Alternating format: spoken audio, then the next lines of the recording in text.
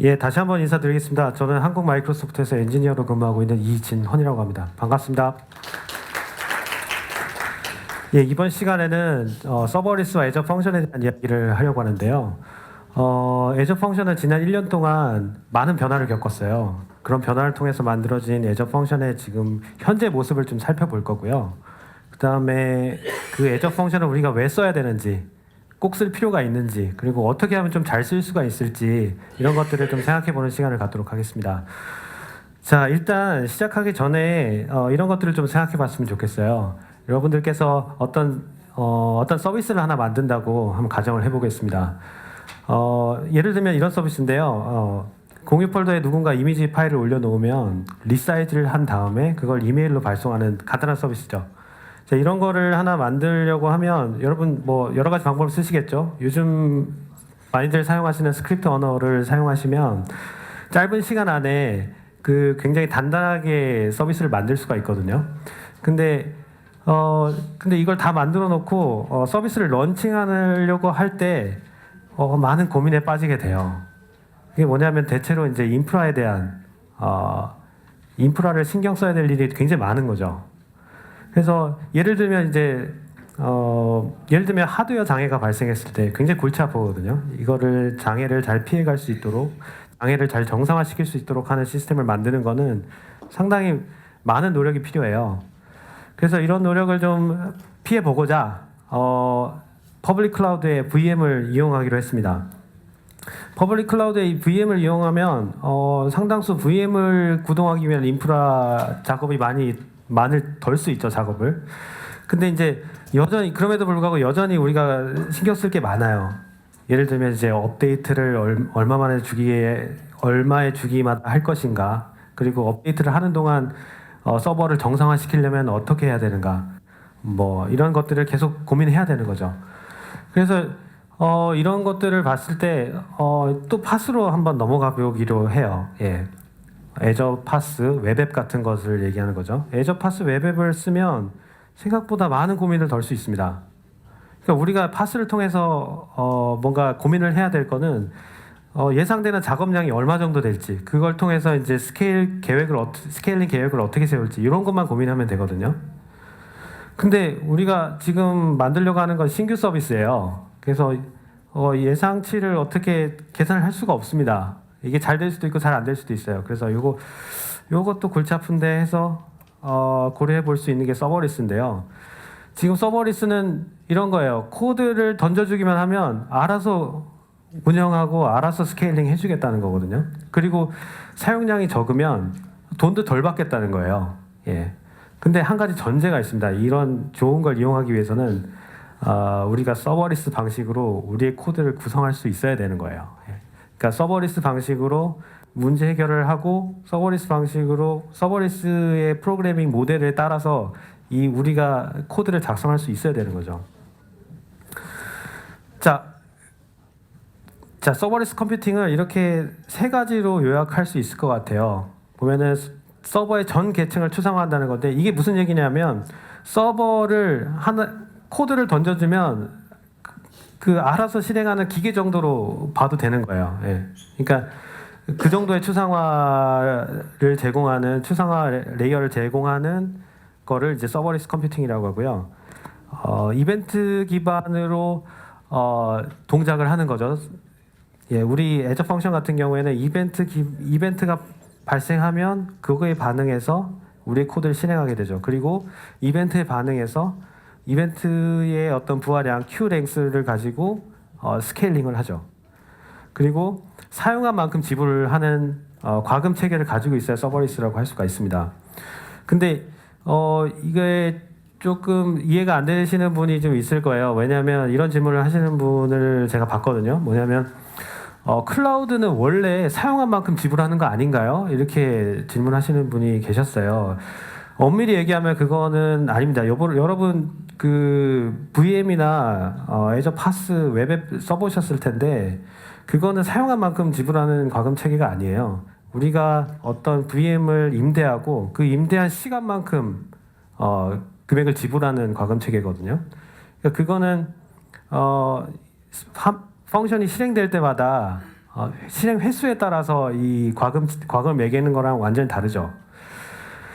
자, 요거는 제가 차차 제가 설명을 드리겠습니다. 서버리스 컴퓨팅을 그래서 한마디로 요약하면 코드를 더하고 오퍼레이션을 덜어내서 우리가 좀 더 애플리케이션 로직에 집중할 수 있도록 만드는 서비스 플랫폼을 얘기합니다.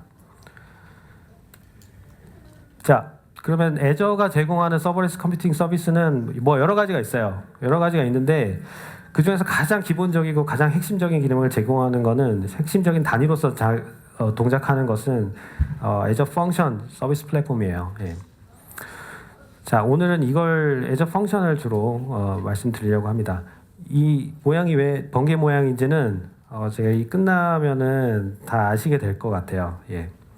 그래서 빠르게 퀵하게 애저 펑션이 어떻게 생겼는지는 좀 말씀드려야 그 다음 설명을 할 수가 있을 것 같아요. 애저 펑션은 이렇게 세 가지 부분으로 이루어져 있습니다. 애저 펑션은 그러니까 그 얘기는 애저 펑션을 개발할 때 우리는 세 가지를 준비해야 되는 거예요.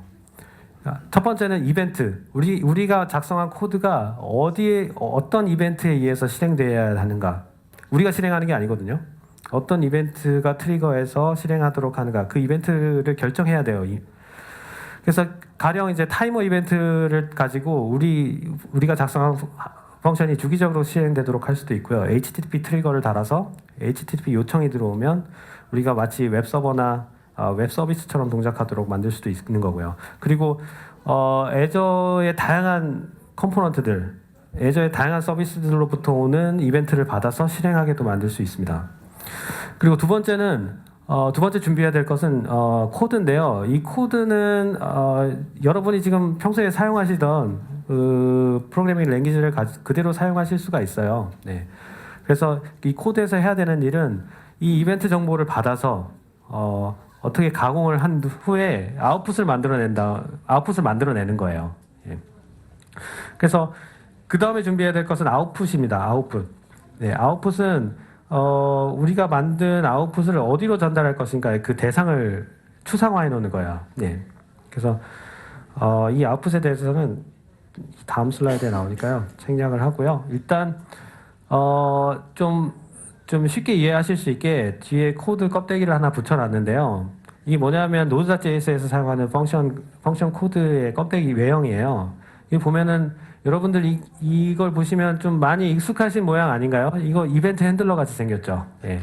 실제로 펑션을 이벤트 핸들러 같이 작성하시면 돼요. 예. 실제로 이벤트 트리거가 이 펑션을 호출할 때 이 파라미터로 이벤트 정보를 객체로 넘겨주거든요. 그걸 가지고 이제 우리는 작업을 하는 거죠. 더 필요한 작업이 있으면 인풋 바인딩을 통해서 더 필요한 정보를 받아올 수 있고, 다 가공이 끝난 이후 아웃풋을 다 만들어낸 이후에는 우리가 아웃풋 바인딩을 통해서 결과를 전달할 수 있는 거죠. 자, 그래서 일단 우리가 어떤 이벤트를 가지고 우리 펑션을 만들 수 있는가 보면은 이게 글씨가 잘 안 보이실 거예요. 굉장히 여러 가지가 준비가 되어 있습니다. 일단 이거를 레고 블록을 조립하듯이 이제 가져다 쓰셔서 만드실 수 있어요.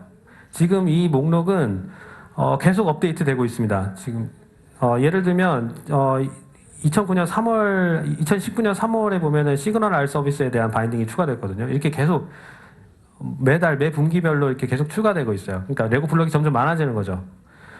자, 여기 보시면 뭐 예를 들면 뭐 원드라이브에 파일이 추가될 때 파일이 추가될 때 펑션이 실행되도록 할 수도 있고, 여기서 만든 아웃풋을 블록 스토리지로 넘겨줄 수도 있고, 네. 여러 가지 여러분이 생각하시는 여러 가지 것들을 다 만들 수가 있습니다. 자, 이제 그 현재 모습, 애저 펑션의 현재 모습을 좀 확인을 해보려고 하는데요.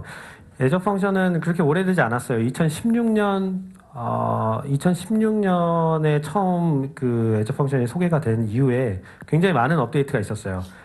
특히 작년 하반기부터 굉장히 많은 업데이트를 쏟아내고 있거든요. 그 중에 이제 뭐 중요한 걸 이제 하나씩 보면 펑션 런타임이 2.0으로 완전히 업그레이드가 됐어요. 그래서 펑션 런타임 1.0에서 발생했던 어떤 제약 사항들을 완전히 해소하는 방향으로 이제 컨셉을 잡고 개발이 됐고요. 애저 펑션 1.0에서 이제 그 우리가 프로그램을 작성할 때 뭔가 이런 어셈블리도 마음대로 참조 못하고 어떤 그 네이티브 모듈도 이제 못 올리고 이런 문제가 있었는데 그런 문제가 완전히 다 사라졌습니다. 그리고 IoT 엣지 디바이스에서 돌 수 있는 펑션을 만들 수가 있어요. 똑같은 펑션인데 그걸 컨테이너에 말아서 IoT 엣지 디바이스에서 호스팅할 수 있도록 하는 환경이 추가됐습니다. 그리고 여러분들 많이 사용하시는 자바를 통해서도 이제 펑션을 개발하실 수가 있고요. 쿠버네티스 클러스터에 디플로이 할 수 있는 형태의 펑션도 만들 수가 있습니다.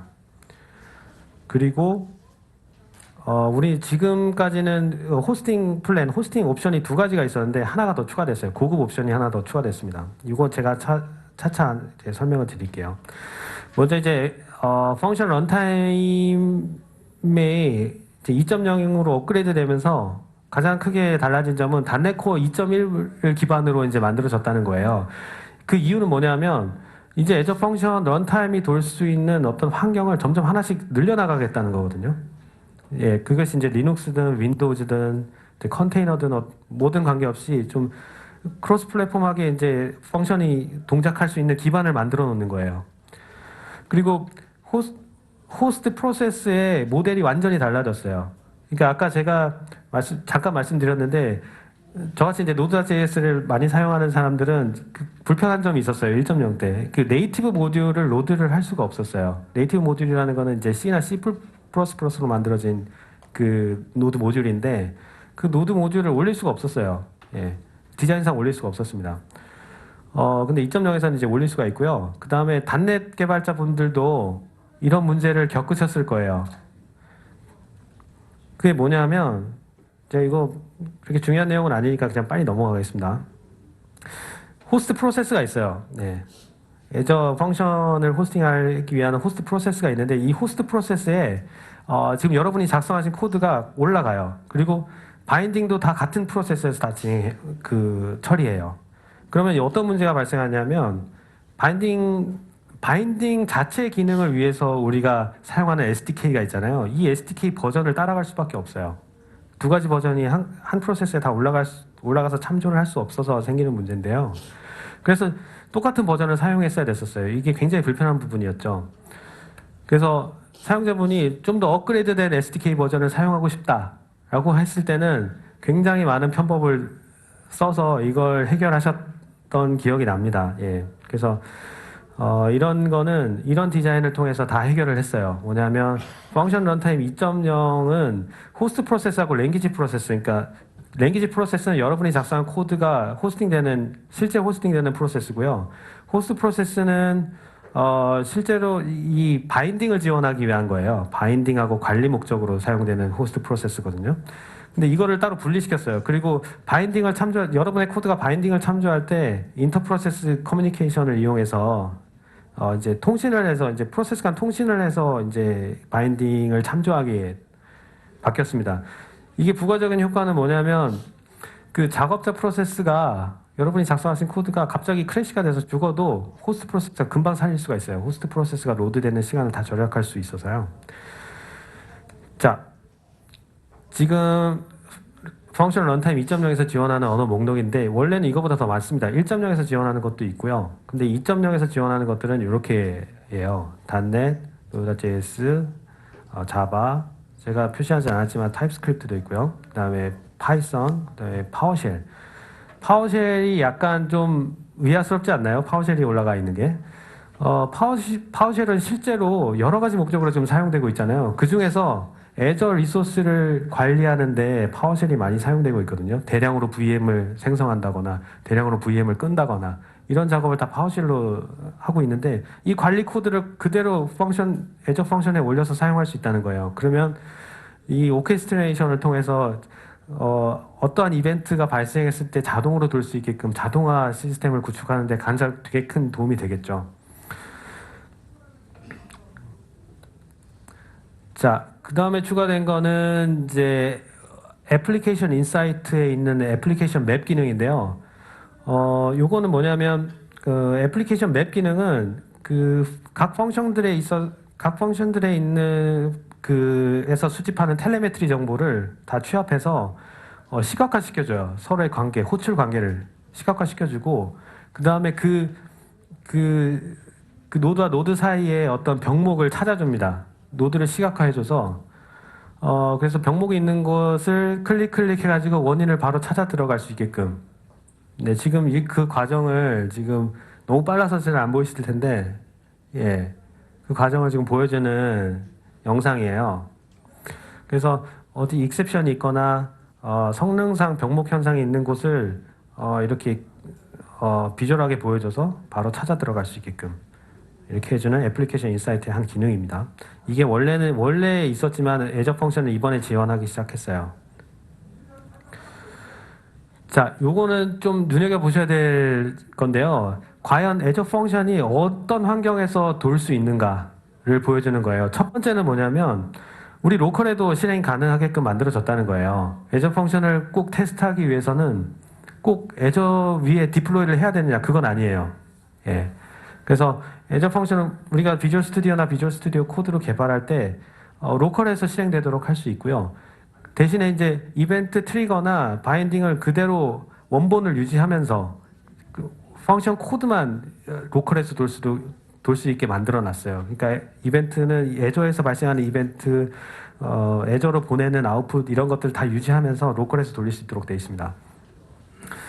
자, 애저 펑션을 지금까지 애저 펑션을 생성해 보신 분은 아시겠지만 두 가지를 선택하게 돼 있어요.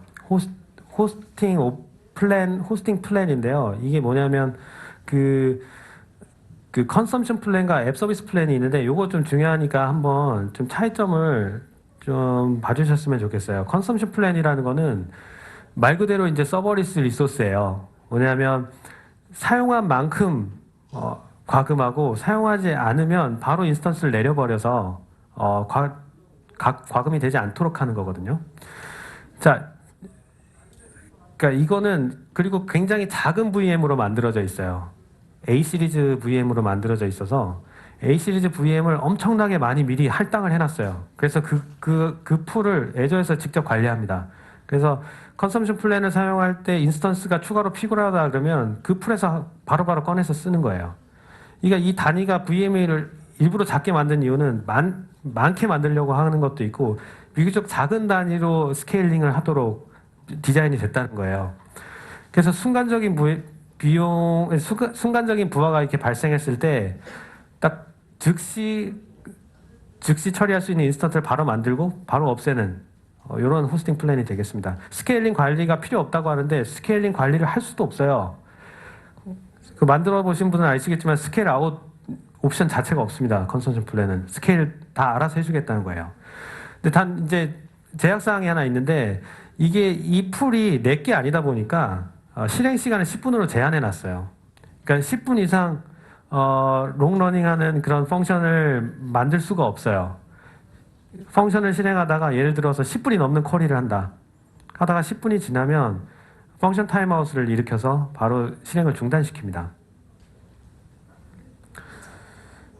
자, 이게 그 컨섬션 플랜의 오토 스케일링이 어느 정도 속도로 진행이 될 수 있는지 잠깐 보여드린 건데요. 지금 네트워크 상황이 어떨지 몰라서 결과가 어떻게 나올지 모르겠습니다. 제가 미리 그 시간 관계상 그 펑션 앱을 하나 생성해 놨고요. HTTP 트리거를 달아서 그 HTTP 요청을 받도록 이렇게 해놨습니다. 그리고 그냥 껍데기 200 상태 코드를 반환하는 그냥 껍데기 코드에다가 그냥 제가 CPU를 스피닝하게 해놨어요. 좀 일부러 작업 부하를 주려고. 네, 그래서 1억 번의 포문을 돌 거고요. 그래서 요거를 제가 한번 여기다가 부하를 한번 줘보려고 해요. 자, 부하는 어떻게 체크하냐면 라이브 매트릭 스트림이라는 이것도 애플리케이션 인사이트의 기능인데 즉 텔레메트리로 수집된 정보를 즉시 보여주는 기능이에요. 라이브 매트릭 스트림이라는 기능인데 이거를 가지고 서버 인스턴스가 몇 개가 늘어났는지 한번 확인해 볼 거예요. 자, 보시면 커서 보이실지 모르겠습니다. 예. 여기 보시면 no servers online이라고 돼 있죠. 지금 요거는 인스턴스 지금 없다는 거예요. 제로 인스턴스 상태입니다. 제가 제가 1시간 동안 요청을 안 해놨어요. 예. 자, 그러면 여기다가 부활을 한번 줘볼게요. 저희 로컬에서 부활을 줄 텐데요. 제가 좀 미리 해놨습니다. 예. 아까 그 펑션 트리거의 URL에다가 이 부활을 주는 거예요. 제가 일반적인 부활을 한번 줘보겠습니다. 지금 요청을 보내고 받고 그 다음 요청을 보내는.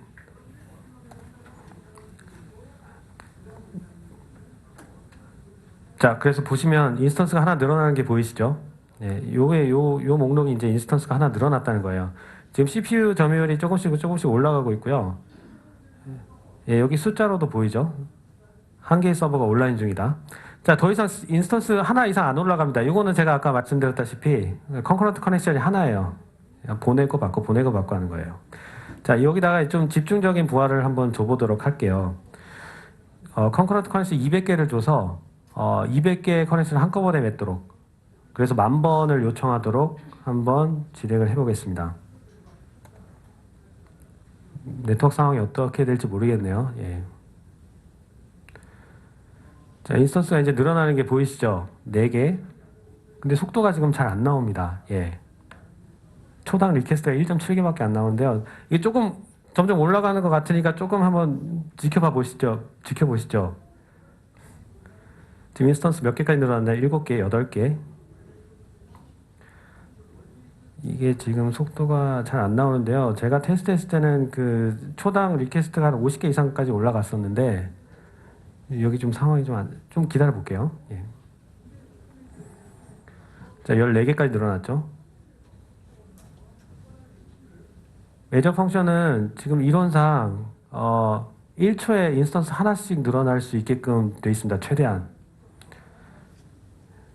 이거는 우리가 인스턴스를 생성해가지고 VM을 생성해가지고 디플로이 한 다음에 그렇게 스케일링 하는 거하고 속도가 비교할 수가 없어요. 지금 24개까지 늘어나긴 했는데 이게 몇 개까지 늘어나냐면 200개까지 늘어납니다. 별다른 옵션 없을 때 200개까지 늘어나고요. 이거를 그 다음에 200개까지 이게 쫙 늘어난 다음에 요청을 중단하면 서서히 줄어들어요. 대신에 늘어나는 속도보다는 좀 느리게 줄어듭니다. 이거는 최소한의 안전장치예요. 이거는 계속 인스턴스가 늘어났다 줄어들었다 하는 거를 막기 위한 안전장치입니다. 네. 네, 42개까지 늘어났죠. 지금 테스트 시작한 지 한 1, 2분밖에 안 되거든요. 예. 자, 이렇게 빠르게 늘어날 수 있는 것이 컨섬션 플랜이다. 이렇게 그냥 봐주시면 될 것 같습니다. 자, 그러면 가격을 한번 알아볼게요. 여러분이 만든 코드가 1초에 코드를 한번 실행하는데 1초가 걸린다고 한번 가정을 해볼게요. 1초가 걸리는 걸 매주 실행하는 거예요. 한 달 내내. 그러면 제가 계산해봤더니 259만 2천 번이 되거든요. 259만 2천 번을 한 달 동안 요청했을 때 부과되는 가격은 뭐냐면 얼마인가요? 4,912원이에요. 이거 굉장히 괜찮지 않나요, 가격? 예, 커피 한 잔 가격 정도밖에 안 되죠. 자, 그 다음에 우리가 선택할 수 있는 옵션이 2개가 있다고 했는데, 하나는 컨섬션 플랜 하나 설명드렸고요. 또 하나는 앱 서비스 플랜이라는 게 있어요. 앱 서비스 플랜은 여러분들 웹앱을 사용해보신 분들은 다 아시는 용어일 거예요. 앱 서비스 플랜이라는 게 사실상 그 VM이에요. 예, 그 내부에서는 스케일을 할 수 있는 VM 그룹을 얘기하는 건데요. 이거는 앱 서비스, 그러니까 웹앱을 위한 앱 서비스 플랜하고 같은 개념입니다.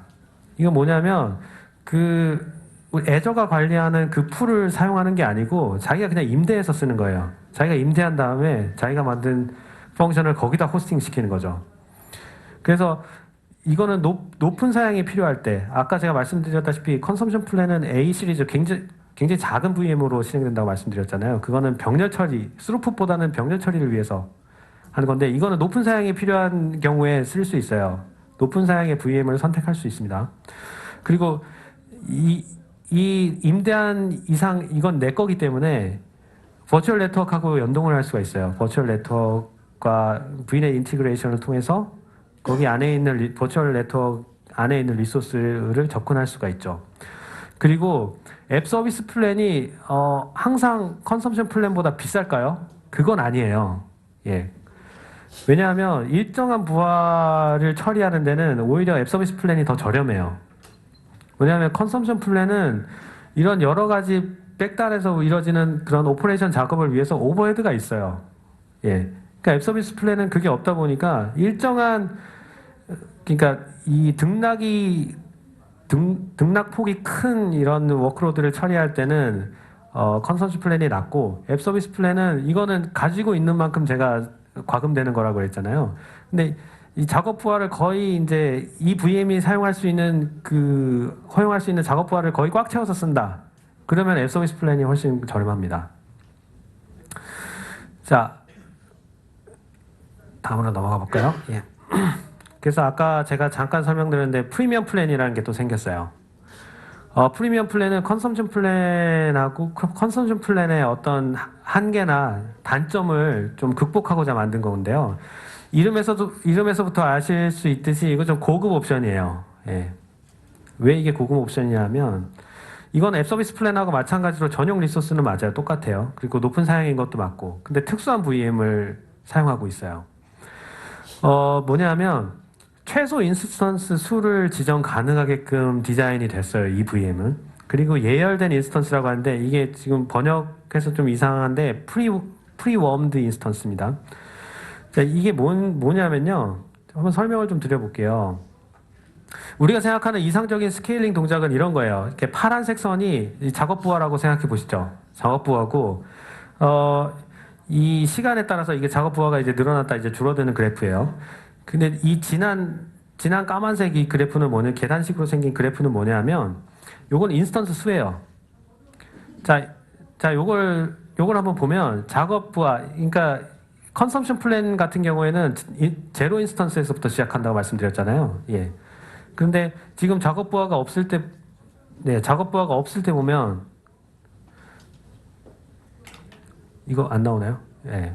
작업 부하가 없을 때는 인스턴스가 제로예요. 그러다가 최초 작업량이 하나 생기면 요청이 하나 들어오면 그때 인스턴스를 늘리거든요. 아주 지금 이상적으로 요청이 들어오면 늘리고 요청이 들어오면 늘리고 그러니까 요청이 들어오고 그다음에 작업량이 초과되면 또 하나 늘리고 또 하나 늘리고 이게 좀 이상적인 우리가 생각하는 이 스케일링 동작인데 실제로는 이렇게 동작하지 않습니다. 왜냐하면 인스턴스 제로 상태에서 인스턴스 1이 되는 때까지 인스턴스를 생성해야 되잖아요. 우리가 가져와서 우리가 펑션 런타임도 로드하고 이런 작업을 해야 되잖아요.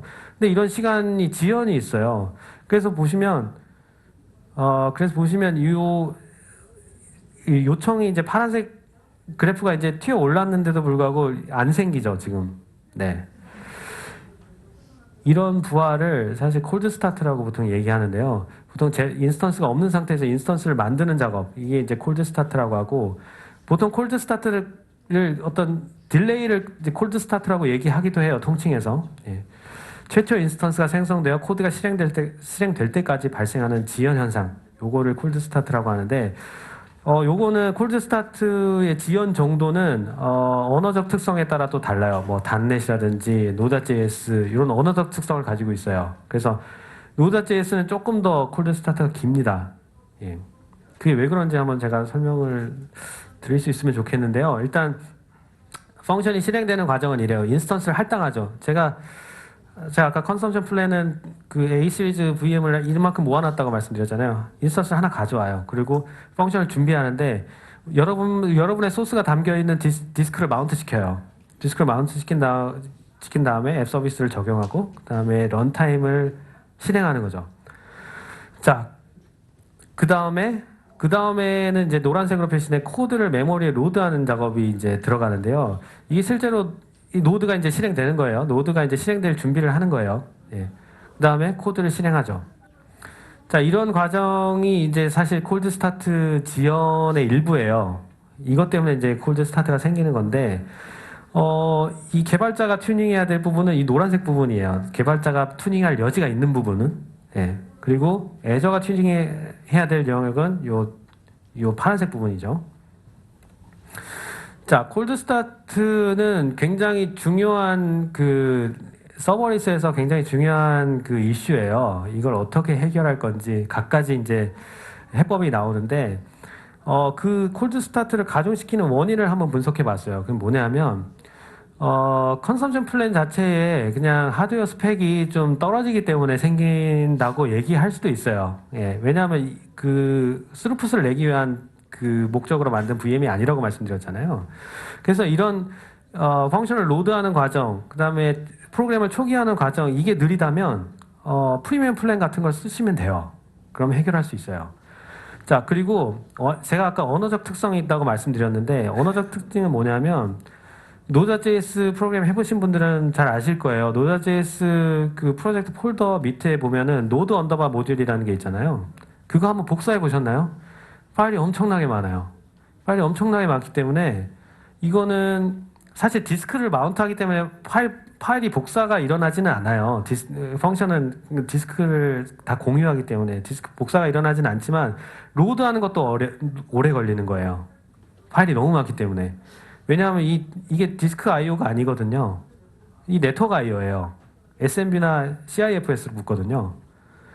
그러니까 이 문제는 극복이 가능해요. 우리가 신경 써서 뭔가 디플로이를 하면 극복이 가능한데 이게 뭐냐면 저희가 제공하는 run from package라는 그런 방법을 쓰시면 됩니다.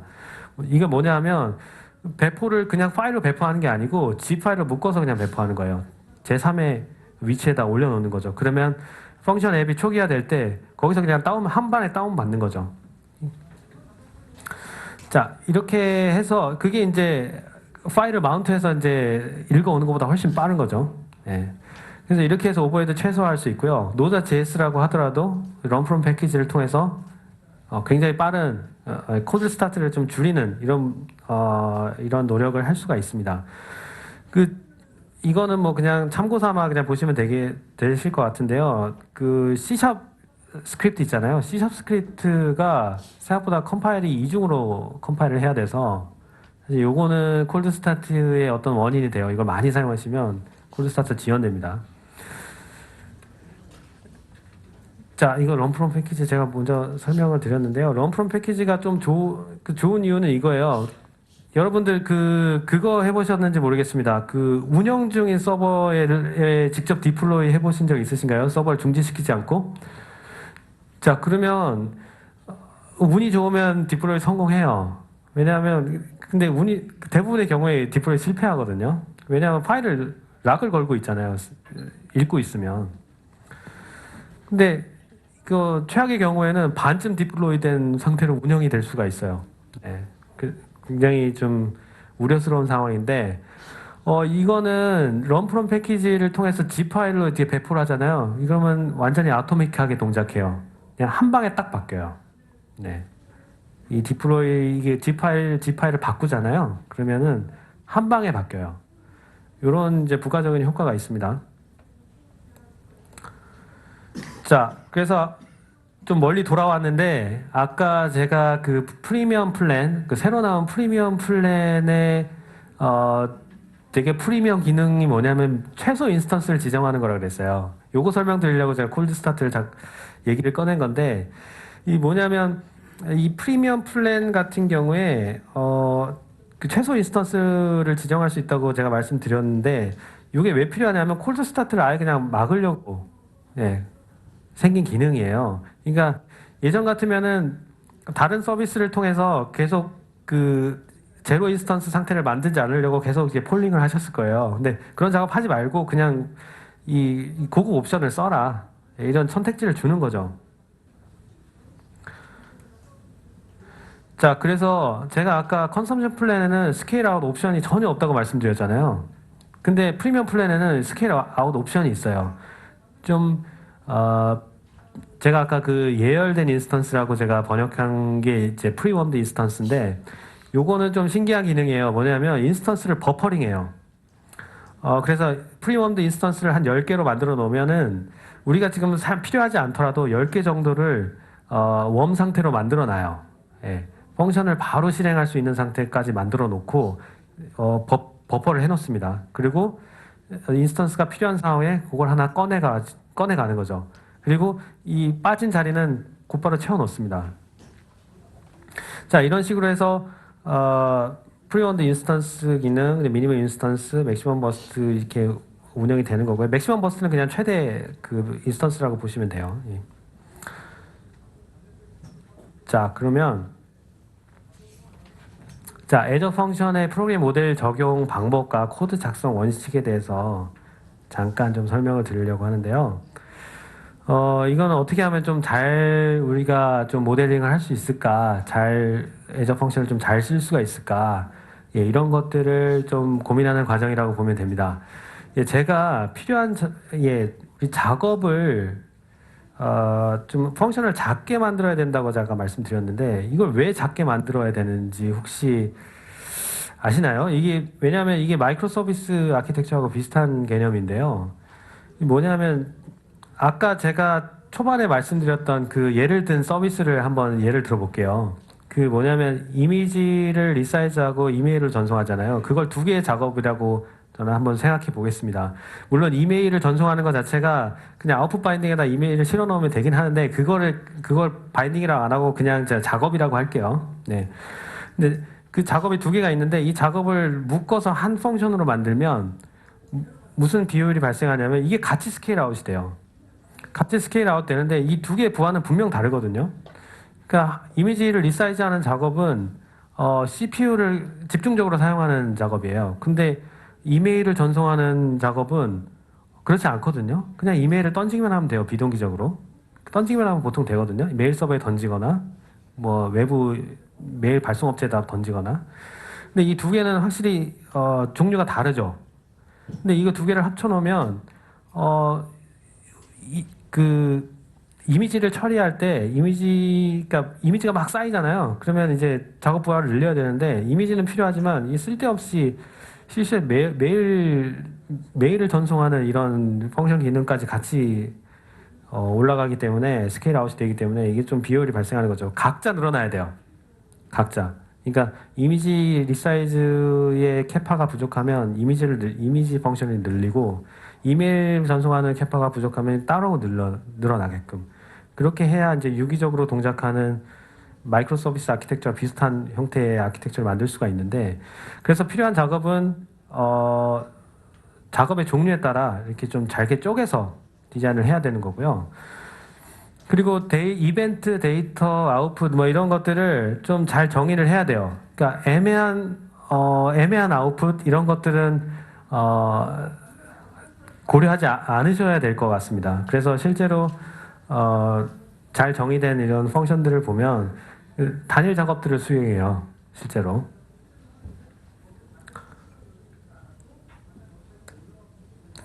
자, 가능하다면 이제 펑션 코드를 작성하는 원칙인데 가능하다면 펑션 코드는 한 가지 작업만 해야 된다. 이거는 제가 방금 말씀드린 거고요.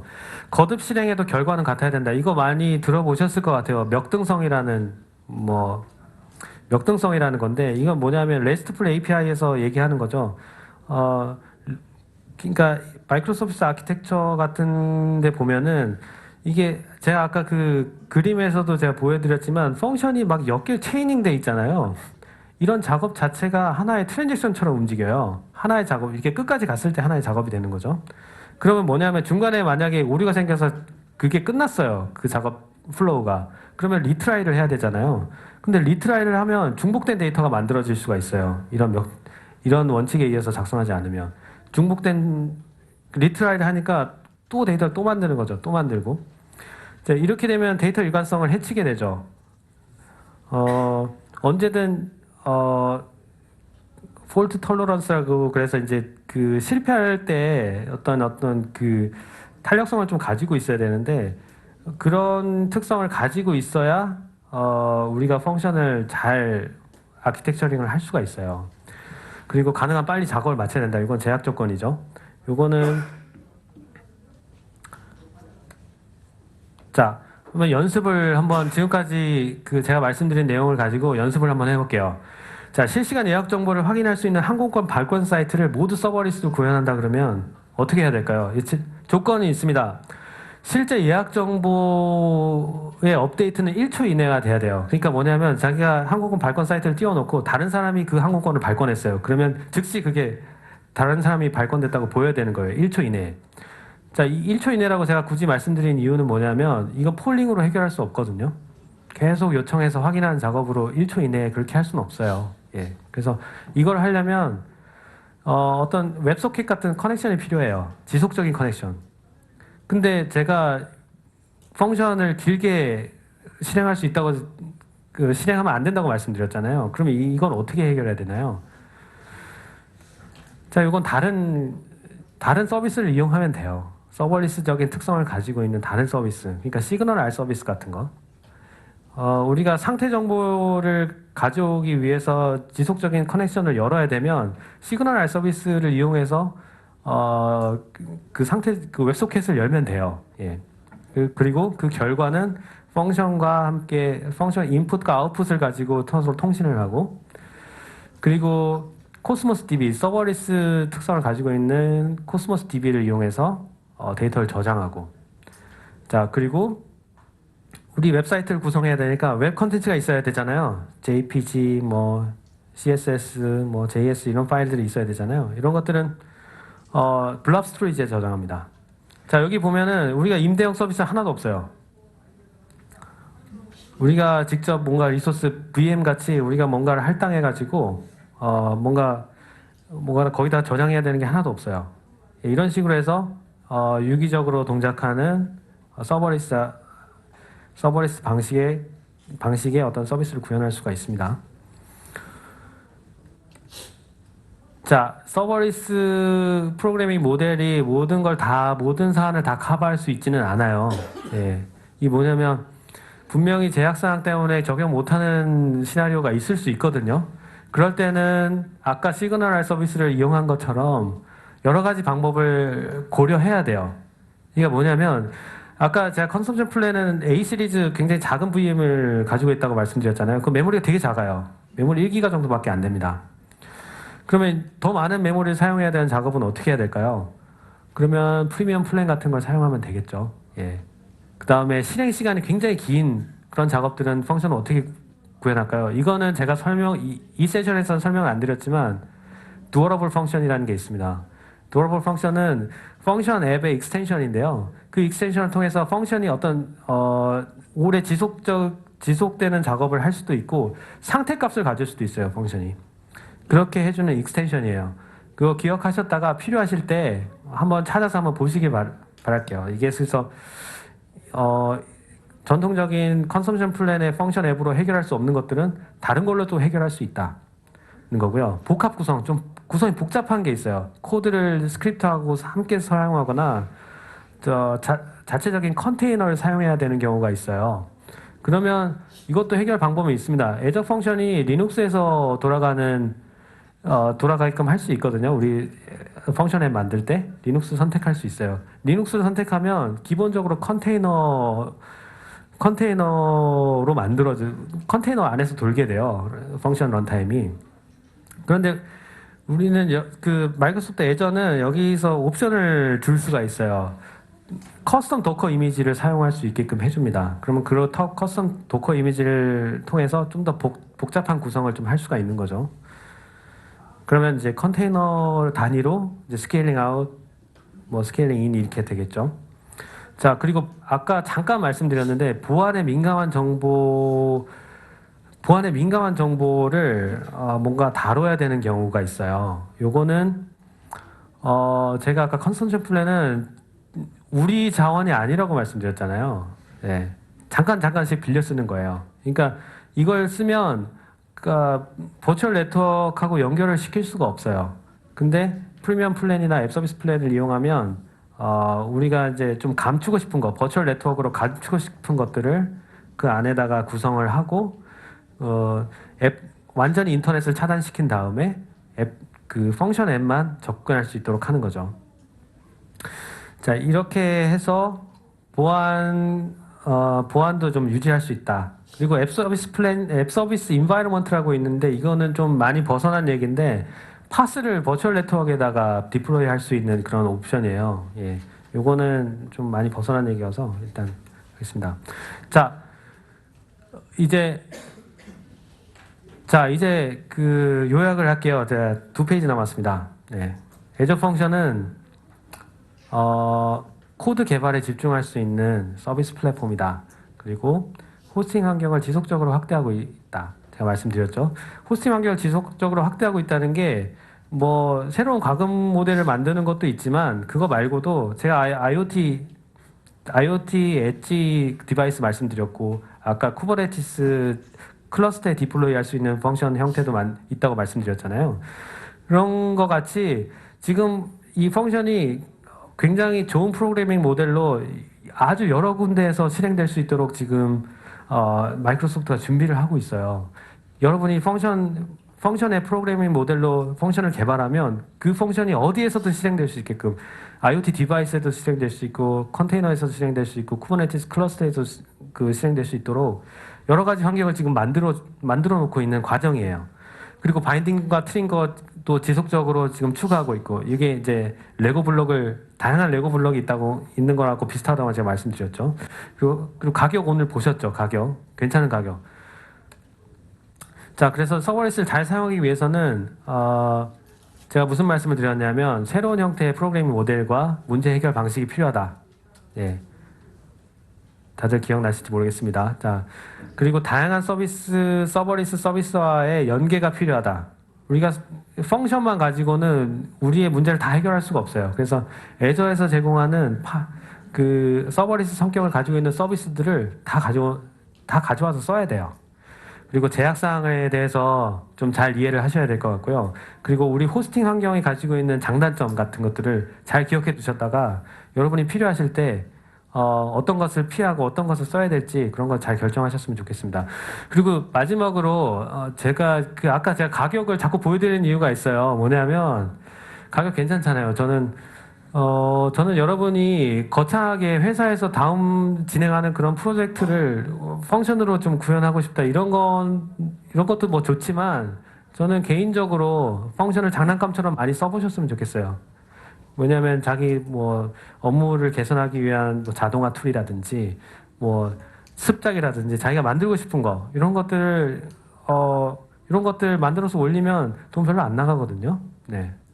일단 이런 것들을 자주 사용해 보시고 좀 익숙해지셨으면 좋겠습니다.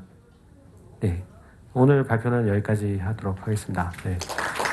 고맙습니다.